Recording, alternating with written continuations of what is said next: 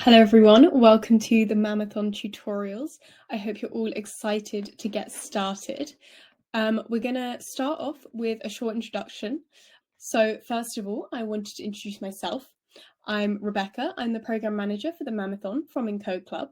And I'll be in contact with you throughout the program, and if you have any questions at all, then I'm the person to ask.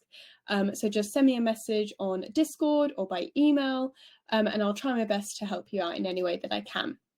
So at Encode Club, we're an education community. We help you learn, build and forge your careers in emerging technology. We do this through educational events like hackathons, public education series, boot camps and accelerators. And we hope those of you who are new and joining us from the Mammothon will stick around in our community as you build and grow, because we're really excited to be part of your journey. So let's talk about the Mammothon.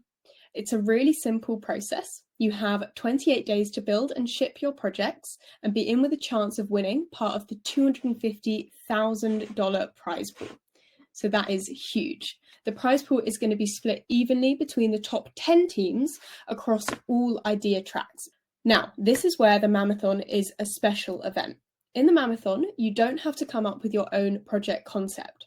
There are Celestia Ecosystem partners who have shared ideas on what they want to see built on their tech stack. So they've given you all the resources that you need to succeed. You can build unstoppable apps, you can craft on-chain worlds, and you can upgrade the internet. The last thing to mention about the Mammothon before we move on to the tutorials is that in order to participate, you must be in a team of 3 to 5 devs. If you've not already, please read your emails for information on how to build up your team or how to register the other team members in your team to make sure that you qualify to compete in the Mammothon. When we launch, we'll have over 30 ideas, which means a few more are going to be announced very soon, so keep an eye out for that. And each one comes with a matching tutorial. This is really important. We want to make sure that you have everything you need to start the Mammothon so that you succeed. In these workshops, you're going to get all the essential technical skills that you need, and you're going to have the opportunity to ask questions and clarify requirements with each of the idea partners. Okay, so that is everything from me. Let's jump right in. Today, I'm just going to talk through Conduit G2 and building gas-intensive applications. So I think we're going to start off here at rollup WTF. Basically, this is just a dashboard of all of the rollups we're aware of and like stats about TPS, megagas per second, how much data they're posting. And if you look here, basically the top chains are only maxing out at like 25 megagas a second on a good day. And mainnet is all the way at like 1 megagas a second. And so this is like actually not even close to what these chains are capable of. So proof of play here, each of these chains is capable of sustaining 100 megagas a second. And so for the hackathon, we've opened up a G2 chain for anyone for the Mammothon that wants to use it. And we're inviting you to build interesting things that are maybe gas intensive. So basically, like, it's worth asking, like, why aren't these chains maxing out when they can? And I think the answer to this is that we're still sort of stuck in this mindset where like we're building a mainnet and we have to optimize. We can't just use gas. We have to like create the most minimal on-chain footprint as possible and then offload everything off-chain because blockchains don't scale. But this is increasingly not true. 100 megagas a second is a lot and no one's really using it. So I'm just going to put forth like one idea that I've sort of prototyped that maybe someone wants to build. Just to drive home the point that like we're at a new place in blockchain where we can do bigger, better things thanks to G2 and Celestia. So some of you might recognize this image. This is basically the $1 million homepage, which is like an early Web 1 viral website where there were 1 million pixels on this screen, and each one cost $1 to color in. And so if you sent this guy $1, then you could color whatever. You can color those pixels. And so at the end, he netted $1 million in revenue. So with rollups, we have something sort of similar. We have like the scarce resource block space that we're like kind of auctioning off at all times. And, I think this is getting at an interesting idea, which is like the sort of collaborative governance or like collaborative participation of everybody on a single web server. So brings us to the idea, like, why don't we just put an entire web page on chain? I think the reason is because it's way too expensive. And then if you actually wanted to put an entire HTML site on chain, you would just pay way too much money. This isn't really true anymore. And so, if we were to rewind back to like 2015, and I could tell everybody that like, hey, yeah, you can just put all your indexing on chain. You can put, your entire UI on chain. You can just do everything on chain. I don't think we would have ended up in this world where we have all this sort of off-chain infra of like dApps and whatnot that exists, exogenous to the chain itself. So, obviously like geo-blocking is sort of a problem. It's sort of a cop-out answer because like most people know how to use a VPN, but nonetheless, it's worth mentioning. I think like the bigger issue here that we should sort of bring attention to is just like market manipulation. So this was a poly market. This is a market from last month about will there be a US government shutdown? And there's $50 million in volume here. And I don't know if anyone remembers last month, but there was no US government shutdown, and yet this market resolved to yes. And so what happened here? So I think ideally you would have sort of like, you have a rules debate, you have some sort of ambiguity, and what you want to do is you want some sort of transparent governance process to decide on the outcome. So that is in theory what should be happening here with the UMA DAO. But actually instead what happened was that a couple days before, Polymarket put this UI banner up here that said, this market will resolve to yes if Biden doesn't do XYZ. They basically interpreted the rules for the DAO, and they told the market how to resolve, even though basically every other market resolved to no, because there wasn't one. So basically all this is doing is sort of highlighting that like control over these UIs is like sort of a, it is not entirely transparent, and it actually has very big impacts. $50 million in volume is not anything to sneeze about. So, if we could actually decentralize this or like put forth some sort of transparent governance process for how you go about updating the UI, I think we'd be in a better place. So that's one reason why you might want to put web page on chain. Basically just like transparent governance overall. Furthermore, like the users of the rollup, like now you have revenue. Anyone that wants to make an alteration, like a write to your chain now has to make basically a micropayment. And with those revenues, you can now distribute them back to the users or to the token holders or whoever it is that's controlling this chain.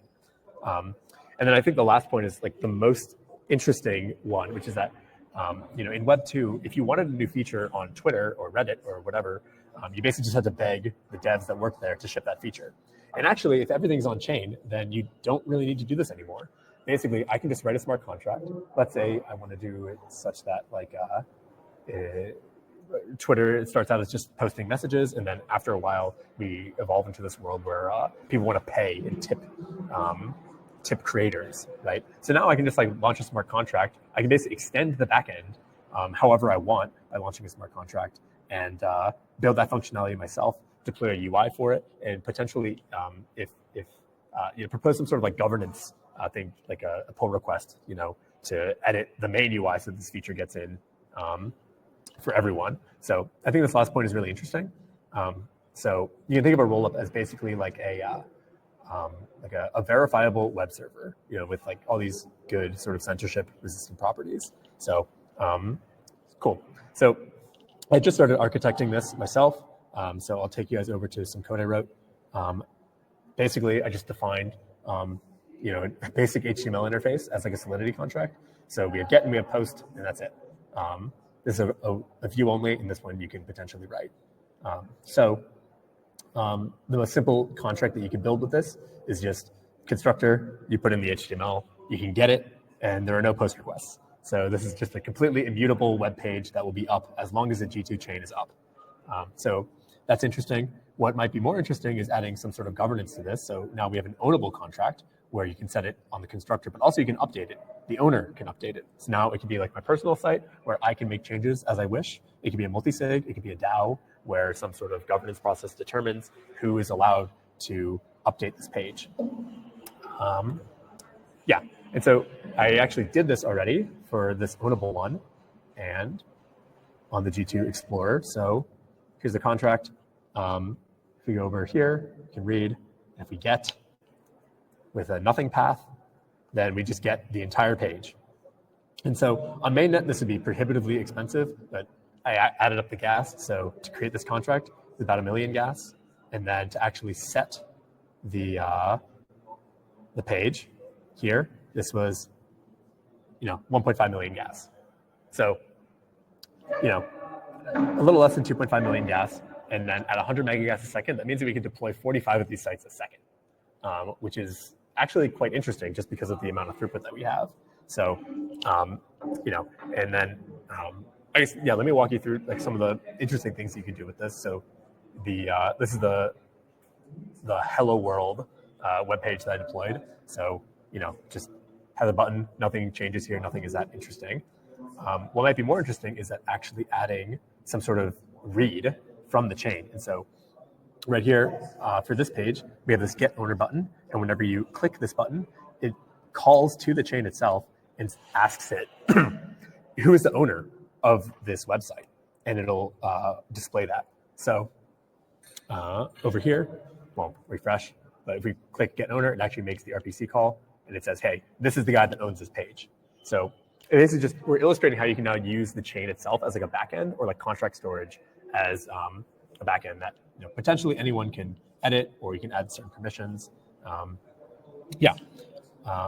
Basically, if you're interested in finishing the rest of this, there's some work that needs to be done.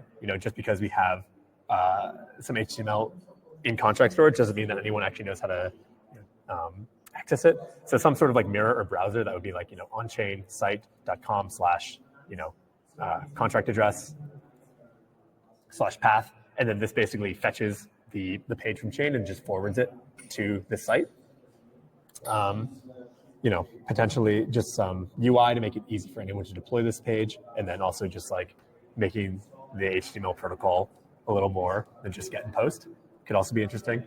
So that's just one idea. I think like the general idea is that like, with Conduit G2, Celestia underneath, you can build basically anything. And this isn't really a call necessarily to build that project, but just sort of trying to open people's minds to building applications that are very gas intensive that you could not do anywhere else. Cool. So if you're interested in more information, we basically have all the information for this chain that we launched, which anyone can use. It's a L2 on Sepolia. All of it's here at this link, the bridge, RPC, Block Explorer, all that. If you want to reach out to me, this is my Twitter account, Mammoth Drew. And then also I have the repo for all the code that I just showed you guys here, Conduit XYZ / Mammothon. So, and this README basically goes through everything that I just talked about. So, I guess from there, we will just open it up to questions.